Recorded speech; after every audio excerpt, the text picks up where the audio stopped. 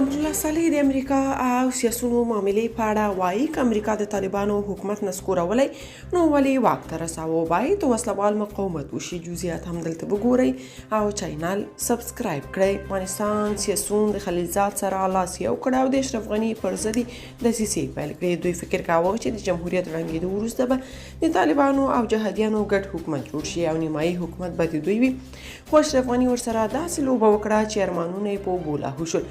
اوس هماغه سیاسون د امریکا پیسو او مرستو ته انتظار کوي تر څو راتلونکي لپاره تصمیم ونیسي. تازه خبر دا دی چې صالح افغان سیاسیونو ته ویلي وسلوال مقاومت پیل کړی.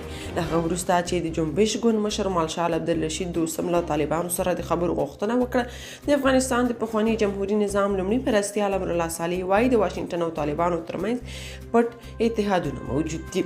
ښاغلي صالح د افغانستان له هوښیارو سیاستوالو وغوښتل چې امریکا ته انتظار ونه کړي او طالبانو پر وړاندې د وسلوال مقاومت پیل کړي.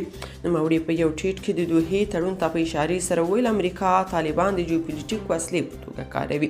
هغه وایي که امریکا د طالبانو حکومت نه غوښتو نو ولې د دوحې تړون په مرسته یې واک ته رساوه. امرالله صالح وایي طالبان له پاکستان پرته د سیمې ټولو هیوادونو ته ښکاره او پټ باغ دی. صالح زیاتوي که چیرې سیاسون دا فکر کوي چې امریکا به یو ځل بیا د دوی سره مرسته وکړي تر څو د طالبانو حکومت نسکور کړي نو دا خوب دی نه ګوري.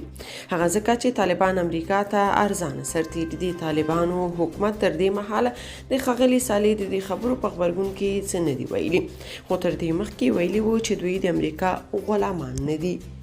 که تاسو په دې اړه څه نظر لرئ په کومنټ کې شریک او چینل سبسکرایب کړئ.